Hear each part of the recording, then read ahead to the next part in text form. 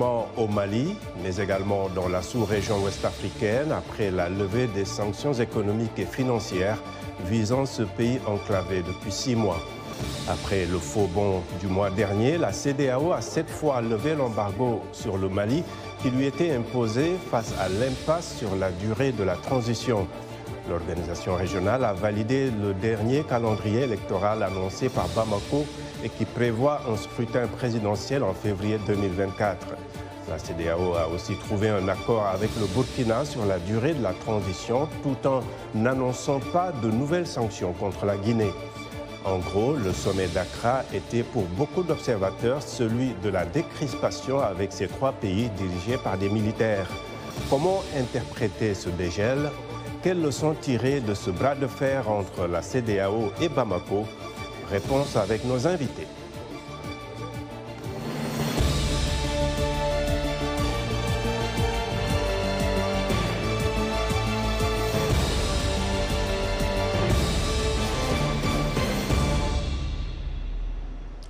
Réunis en sommet dimanche à Accra, au Ghana, les dirigeants de la CEDEAO ont levé les sanctions commerciales et financières qui étouffaient le Mali depuis janvier. Yacouba Ouedraogo revient sur le fil de ce bras de fer entre le Mali et la communauté économique des États de l'Afrique de l'Ouest. C'est peut-être le bout du tunnel pour le Mali après 6 mois de sanctions et de rebondissements dans un jeu de ping-pong politique avec la CEDEAO. Réunis une fois de plus à Accra, les leaders ouest-africains ont levé les sanctions commerciales et financières imposées au Mali depuis janvier et validé le nouveau calendrier électoral proposé par la junte. Discussion, the head of state took the following decision. The first decided. Après discussion, les chefs d'État ont pris les décisions suivantes. Premièrement, ils ont décidé de lever toutes les sanctions économiques et financières qui ont été prises le 9 janvier 2022, ce qui signifie essentiellement la fermeture de la frontière et le gel des avoirs financiers. Donc ces sanctions sont levées. And the freeze of the financial assets. So those sanctions are lifted. Toutefois, le sommet a maintenu les sanctions individuelles et la suspension du Mali des organes de la CEDEAO jusqu'au retour à l'ordre constitutionnel, ajoute Jean-Claude Cassibrou. Tout avait commencé mi-janvier lorsque la CEDEAO a imposé une batterie de mesures de rétorsion suite au manquement de la junte à sa promesse de tenir le 27 février des élections ramenant les civils au pouvoir. Entre autres, les pays de l'organisation ferment leurs frontières aériennes, terrestres et maritimes au Mali, exception faite de la Guinée qui a maintenu les siennes ouvertes. Les militaires au pouvoir expriment alors leur colère et dénoncent des sanctions illégales et illégitimes, accusant la CEDEAO de se laisser instrumentaliser par des puissances extra-régionales. S'en suivront des négociations intenses entre l'organisation ouest-africaine via son médiateur Goodluck Jonathan et le Mali, déjà en proie à une crise sécuritaire et politique. La durée de la transition bloque à plusieurs reprises les avancées dans les négociations, la CEDEAO exigeant 16 mois et Bamako 24 mois à compter de mars 2022. Les autorités maliennes n'attendent pas la fin des négociations. Le 6 juin, le chef de la junte, le colonel Assimi Goïta, signe un décret stipulant que la durée de la transition est fixée à 24 mois. Pour les élections législatives, le premier tour, c'est le dimanche 29 octobre 2023. Toujours pour les élections législatives, le second tour, ce sera le dimanche 19 novembre 2023.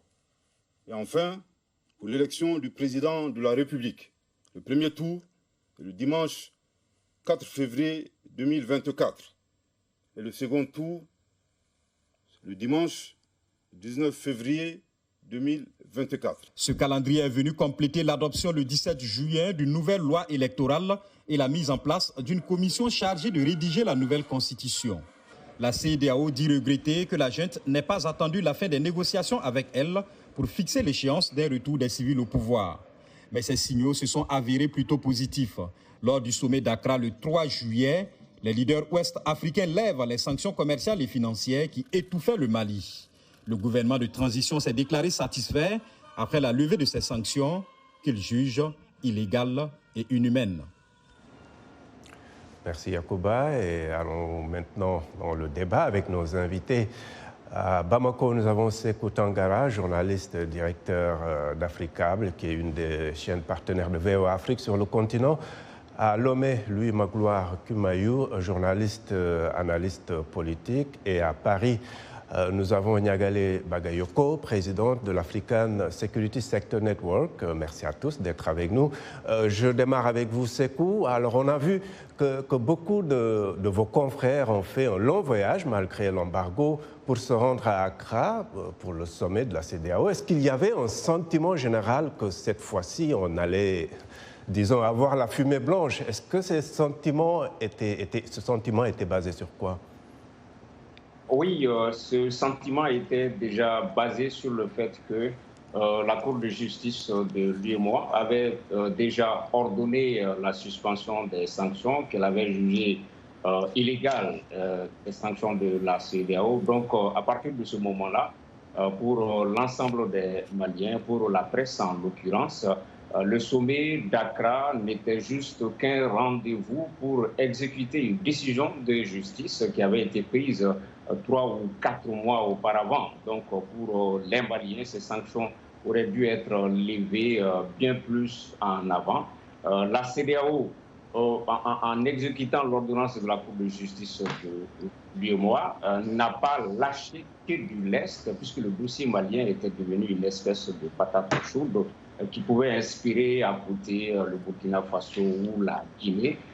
Beaucoup pensaient que le Mali, dans sa posture, avait montré la voie, comment de façon légale, comment de façon sans aller à l'encontre de la justice, on pouvait faire respecter ses droits de la part d'une institution sous-régionale comme la CEDEAO.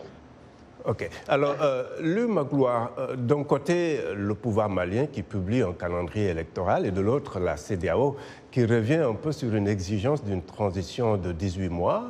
Et le président togolais aussi qui prend son bâton de pèlerin. Pour vous, qu'est-ce qui a été le plus déterminant dans ce rapprochement? Je crois qu'il y a aujourd'hui quelque chose qui est très important, c'est que les décisions qui ont été prises pour sanctionner le Mali, le Burkina et la Guinée sont basées sur le protocole additionnel de la CEDEAO en matière de démocratie et de bonne gouvernance. Mais ce protocole, pour le moment, au sein des populations de la CEDEAO, on a l'impression qu'il ne marche que quand il s'agit de la démocratie et pas forcément de la bonne gouvernance. Et donc ce ressentiment que l'on a eu aussi bien au Mali que dans certains autres pays de la CEDEAO, dans les opinions publiques, est monté jusqu'aux dirigeants de la CEDEAO. Et ils ont compris quelque part que le seul élément qui permet de marcher n'est pas la démocratie, n'est pas uniquement la démocratie. Il faut certes la démocratie, mais il y a un pays comme la Côte d'Ivoire dont est ressortissant le président de la commission de la CEDEAO qui a organisé des élections énormément financées par la communauté internationale, qui ont disposé des meilleurs moyens, des meilleures conditions pour être organisées, mais qui ont débouché sur une crise post-électorale. Donc, si l'élection n'est pas la solution, il faut probablement réfléchir à autre chose. Et c'est à cette autre chose-là que se sont attelés et le médiateur, le président togolais, et ses homologues de la CEDEAO pour lever les sanctions. D'accord. Alors, Nyagale, la CEDEAO a-t-elle fait le bon choix, surtout face à ce que lui reprochait d'avoir été plus patient avec le Burkina et la Guinée, mais également qui sont des pays dirigés par des militaires, et un peu comme disait Louis Magloire, un peu avec d'autres systèmes où on parle de violation de la Constitution aussi? Alors, la CEDEAO, aujourd'hui, dans ces crises, et particulièrement dans la crise malienne, joue véritablement à la fois sa crédibilité et sa légitimité. Au cours des derniers mois, l'organisation a vraiment été perçue par les opinions publiques ouest-africaines comme davantage un club d'État plutôt que comme une organisation œuvrant en faveur des peuples. Or, il faut rappeler que l'agenda 2007, voté par les chefs d'État de l'organisation, avait pour objectif de passer d'une CEDEAO des États à une CEDEAO des peuples, et les dispositions prises, notamment les sanctions adoptées à l'encontre du Mali, qui, parce qu'elles étaient d'ordre économique et financier, ont heurté de plein fouet les populations maliennes dans leur quotidien, ont été perçues contraires aux intérêts de ces populations elles-mêmes. Il est très important aussi, comme le disait Louis Magloire, de rappeler que le 2 poids, 2 mesures qui semble présider à l'application de ce fameux protocole de 2001 sur la démocratie et la bonne gouvernance contribue à saper la légitimité et l'audience de la CEDEAO. Donc, il était urgent pour elle d'adopter une mesure laissant penser qu'elle était apte à négocier de manière constructive avec des partenaires qui ont été davantage sanctionnés pour des coups d'État militaires que leurs homologues pour les manipulations constitutionnelles qui ont pu présider, notamment en Côte d'Ivoire et en Guinée, à l'accession au pouvoir, ou plutôt au renouvellement du mandat de leurs dirigeants. D'accord. Alors, Sékou, le calendrier électoral fixe à 2024, la date des élections, mais le gouvernement de transition a toujours dit que sa priorité numéro 1 était la sécurisation du territoire. A-t-on des raisons d'être optimiste pour que cela soit un peu le cas d'ici 2024? Oui, tout à fait, puisque lorsque vous essayez d'observer depuis un certain moment, le gouvernement s'est engagé dans des réformes non seulement au niveau politique et institutionnel, mais également des réformes au niveau de la sécurité, puisque vous n'êtes pas sans savoir qu'il y a un accord pour la paix et la réconciliation au Mali. Et à partir de ce document, l'appellation de l'armée malienne, ce sont les forces armées reconstituées. C'est-à-dire que ce sont les loyalistes avec les ex-combattants qui devaient veiller à la sécurisation du Mali. Ça, ce sont des réformes en cours en termes de sécurité. Et pour le gouvernement, il fallait régler ces petits problèmes d'abord, aller en profondeur avant de parler d'élections. Et à travers le programme qui a été proposé, tous ces points-là ont inscrit. On peut vraiment avoir l'esprit que tout cela peut être implémenté dans les 12 mois proposés pour le restant de la transition. D'accord. Et vous, Louis Magloire, le calendrier électoral vous paraît-il raisonnable au vu des défis sécuritaires, ou bien pensez-vous que cela ne peut pas constituer un obstacle à l'organisation d'élections? Je suis plutôt optimiste. Cependant, je crois qu'au-delà de l'optimisme, il faut aussi comprendre que le pays revient de loin. Il n'est pas encore sorti de la crise sécuritaire qu'il traverse. Le 2/3 de son territoire continue d'être occupé par les forces djihadistes. La menace n'a pas disparu, les moyens n'ont pas augmenté et l'embargo qui a été imposé au pays a quand même produit des dégâts. Donc j'espère qu'au-delà du fait de prendre acte du délai qui a été proposé par les militaires, il faudra un véritable accompagnement pour que ce délai soit respecté. Quand vous parlez d'accompagnement, vous parlez de la CEDEAO ou... Un accompagnement de la part à la fois de la CEDEAO, parce que c'est en termes de subsidiarité, c'est l'organisme de l'Union africaine qui est le plus apte pour intervenir dans cette région. Donc j'espère que les présidents de la CEDEAO, les pays de la CEDEAO, les partenaires au développement du Mali, que tout le monde mettra la main à la pâte et surtout que les Maliens, entre eux, trouveront l'alchimie pour que ces élections aient lieu à la date échue. D'accord. Et vous, Niagalé, la donne sécuritaire peut-elle être un facteur dans la gestion du processus politique, le respect des accords avec la CEDEAO? Oui, bien entendu, ce sera un élément absolument fondamental parce qu'il faut rappeler que pour que le scrutin puisse se tenir dans des conditions optimales, il est en principe nécessaire que l'ensemble des populations situées sur tout le territoire du Mali puissent accéder au vote et aux bureaux de vote eux-mêmes. Or, on s'aperçoit qu'aujourd'hui, la situation sécuritaire ne cesse de se dégrader. On le voit avant tout dans la région de Ménaka, où les groupes armés signataires, notamment ceux de la plateforme, qui sont donc proches du gouvernement de Bamako, essuient les assauts de l'État islamique au Grand Sahara, y compris l'unité dite du GTIA 8, qui est composée de membres appartenant au Gatia du général Gamou. Et l'on voit également que la situation dans le centre du pays se dégrade, se détériore de manière extrêmement préoccupante en dépit du lancement de l'opération Kélétiki menée dans le cadre du plan Maliko. L'attaque qui a eu lieu sur les villages d'Ogon autour de Dialassabou il y a quelques jours et qui est attribuée cette fois-ci à la Katiba du Massina, donc affiliée au JNIM proche d'Al-Qaïda, est une démonstration du caractère extrêmement préoccupant de la situation sécuritaire sur le territoire malien. Et on pourrait rajouter que cette situation sécuritaire est tout aussi préoccupante dans les pays alentours, particulièrement au Burkina Faso et au Niger. D'accord, on va lire rapidement quelques commentaires de nos téléspectateurs sur la page Facebook de VOA Afrique. Yao Marcelin Kofi est à Abidjan. Il écrit « La CEDEAO joue enfin la carte de l'apaisement à travers cette levée des sanctions économiques et commerciales sévères contre le Mali. De toutes les façons, pour sa crédibilité, elle n'avait pas le choix.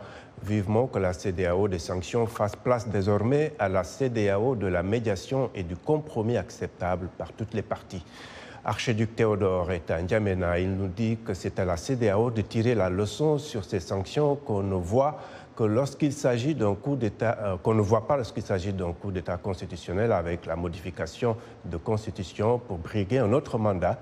Et puis Amadi John est à Dakar. Il nous dit que la CEDEAO a atteint ses limites, d'où la nécessité de la restructuration. Voilà.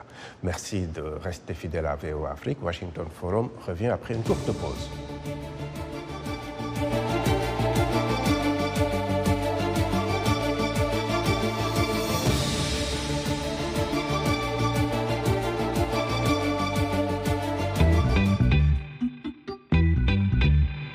Salut Jenny. Salut Roger. Dans Vous et Nous, on parle de sujets qui vous parlent. Dans Vous et Nous, Africains et Américains se racontent et se rencontrent. Les dernières tendances mode, mais aussi les gadgets indispensables. Les avancées technologiques, l'entrepreneuriat de jeunes, un pont entre l'Afrique et le Nouveau Monde pour diffuser nos cultures.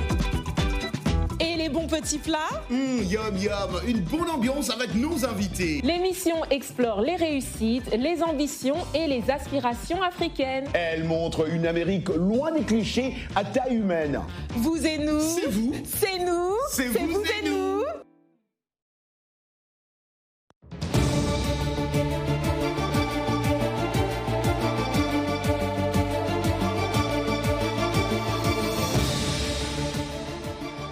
Heureux de vous retrouver pour la seconde partie de Washington Forum. La CEDEAO a enfin levé les sanctions contre le Mali, une décision saluée par les populations à Bamako malgré des réserves. Un reportage de notre correspondant Mohamed Danyoko. Ce matin, dans les kiosques, la levée des sanctions qui pèsent sur le Mali fait la une des journaux.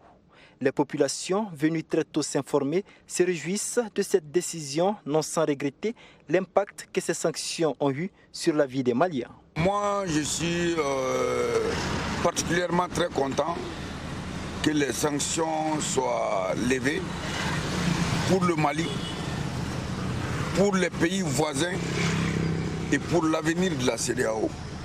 Parce qu'à mon avis, une organisation de telle envergure est créée pour aider les populations et non pour les sanctionner et les faire souffrir. Après la levée de ces sanctions financières et économiques, ainsi que l'ouverture des frontières, ils sont nombreux à demander aux autorités de s'attaquer aux réformes et aux questions électorales afin d'éviter au pays de nouvelles sanctions. Franchement, la levée des sanctions, là, ça sera un ouf de soulagement pour la population.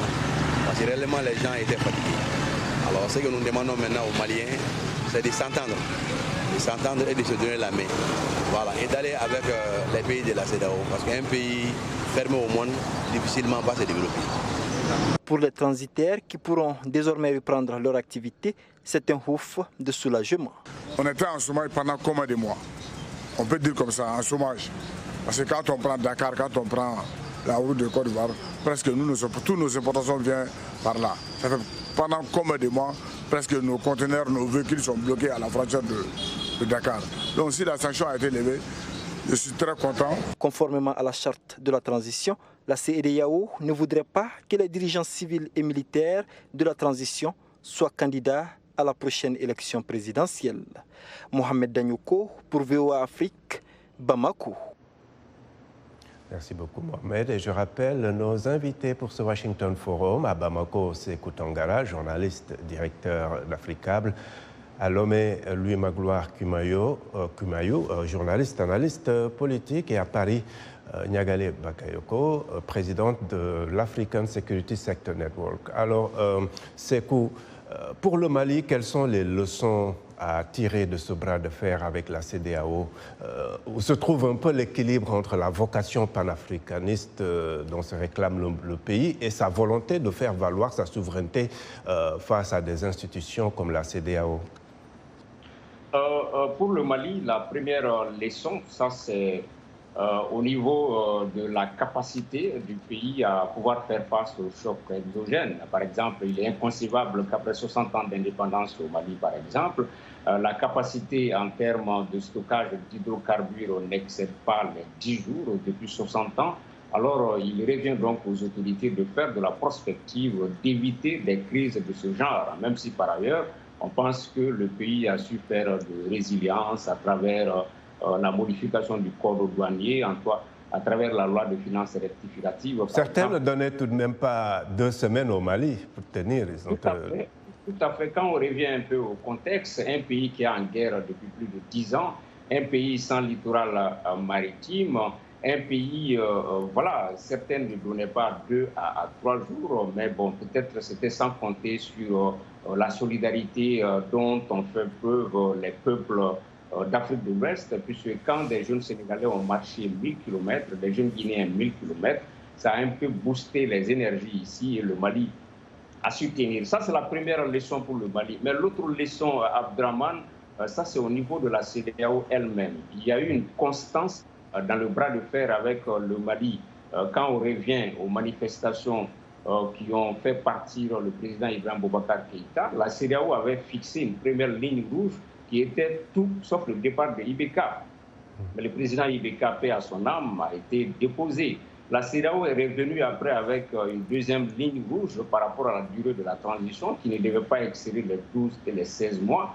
Mais on a vu au lendemain même du sommet d'Accra, le colonel Assimi Goïta a pris un décret fixant la durée de la transition à 2 ans. Donc à chaque fois que la CEDEAO a fixé des lignes rouges, elles ont été fracassées.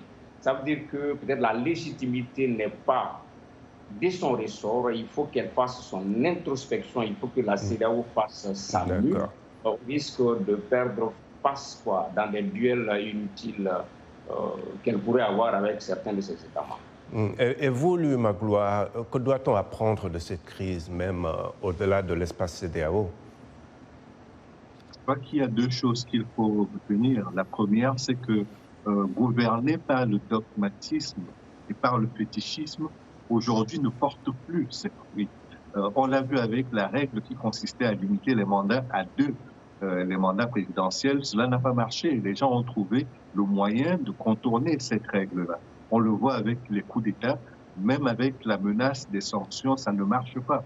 Donc ce qu'il faudrait aujourd'hui, c'est que les gens comprennent que la CEDEAO, tout comme les autres organisations d'intégration africaine, sont véritablement là pour aider les peuples à mieux s'intégrer, à mieux vivre avec leurs frontières et à mieux affronter la mondialisation qui aujourd'hui est devenue un rouleau compresseur pour la plupart des pays, y compris pour les Africains. Je fais juste une parenthèse pour dire que c'est parce qu'il y a ce contexte de mondialisation que l'on se retrouve avec une guerre en Ukraine qui a des conséquences très fortes sur les économies africaines en termes d'approvisionnement en gaz, en essence et en céréales également. Donc je crois qu'il y a cette première observation à avoir, et puis il faudrait que l'Afrique arrive finalement à se prendre en compte, non pas seulement en étant dans des mesures pour la forme, mais des mesures qui sont appliquées concrètement. Le protocole additionnel dont nous parlions, il parle également de la bonne gouvernance, de la manière dont il faut intégrer la jeunesse, les femmes et toutes les autres couches sociales à la gouvernance des pays. Et comment on peut faire pour que cette gouvernance soit meilleure? Pourquoi le protocole s'arrête-t-il à la démocratie et oublie le deuxième pied, qui est celui de la gouvernance? Et du développement aussi, d'accord. Nyagale, des institutions régionales comme la CEDEAO ou institutions internationales, est-ce qu'elles doivent laisser plus de temps aux dynamiques intérieures d'évoluer avant d'intervenir dans des crises politiques internes? Moi, il me semble que la question qui se pose est celle du contexte dans lequel ont été forgés tous ces mécanismes de la CEDEAO ou de l'Union africaine d'ailleurs, c'est-à-dire le contexte de la conflictualité des années 90 et des processus de démocratisation qui se sont déroulés pendant cette décennie de la fin du siècle dernier. Or, on s'aperçoit que les instruments qui ont été définis à ce moment-là, on parle du protocole additionnel sur la démocratie et la bonne gouvernance, mais on peut aussi évoquer le mécanisme de 1999 sur la prévention, la gestion et le règlement des conflits et de maintien de la paix de la CEDEAO, qui semble aujourd'hui dépassé par les évolutions non seulement de la conflictualité, mais également d'accession au pouvoir et surtout d'exercice du pouvoir. Aujourd'hui, on s'aperçoit que les acteurs militaires qui avaient tendance à être considérés comme apolitiques et neutres sont de retour dans le jeu politique. Et il est difficile de ne pas compter avec eux. De la même façon, les mécanismes d'interposition, d'intervention qui ont été forgés à l'époque n'ont pas permis à des organisations comme l'Union africaine ou comme la CEDEAO d'intervenir militairement ou d'un point de vue sécuritaire avec davantage d'efficacité. Donc le défi pour la CEDEAO aujourd'hui est non seulement de revoir les protocoles relatifs à la bonne gouvernance, mais également ceux relatifs à la gestion des conflits. Et de ce point de vue-là, l'initiative d'Accra, qui rassemble un certain nombre de pays de la zone, est un chemin intéressant à mon avis. Alors j'ai 2 minutes et je voudrais poser cette question à tout le monde. Niagalé d'abord, sur ces critiques sur la CEDEAO durant cette crise avec le Mali, l'interventionnisme, le multilatéralisme sont-ils menacés? Rapidement. Le multilatéralisme est menacé sur le continent africain comme il est de par le monde. Plus généralement, on voit très bien que notamment l'Organisation des Nations Unies est aujourd'hui paralysée par les oppositions qui se font jour au sein même du Conseil de sécurité entre d'une part les pays occidentaux et d'autre part la Chine et la Russie. Et malheureusement, l'Afrique traverse aussi cette crise multilatérale profonde. Louis Magloire.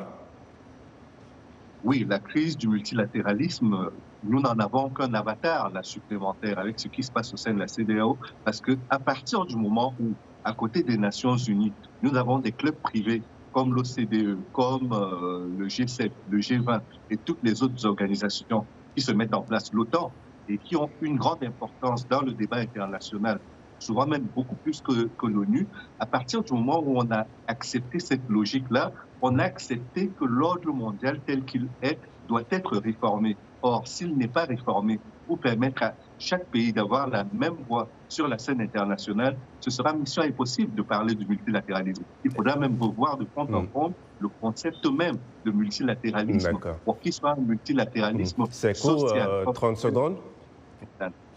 Oui, moi je dirais non et oui. Non, puisque au même moment, au sein de l'espace CEDEAO, on voit la montée en puissance, par exemple, du juge communautaire. Au début de l'émission, je faisais allusion à cette décision de la Cour de justice de l'UEMOA. On se rappelle également la Cour de justice de la CEDEAO, à un moment, avait statué sur les parrainages au Sénégal. Donc, d'un côté, il y a un peu les chefs d'État sont déconnectés des réalités du peuple. Mais de l'autre côté, il y a également le juge communautaire qui essaie de jouer son rôle et qui est beaucoup plus proche des peuples, des populations. Voilà. Merci beaucoup, fait de ce Washington Forum. Merci à nos invités, à vous qui nous avez suivis à travers nos télépartenaires sur le continent, sur notre site voafrique.com et sur notre page Facebook. Un grand merci à toute l'équipe technique. À très bientôt. Au revoir.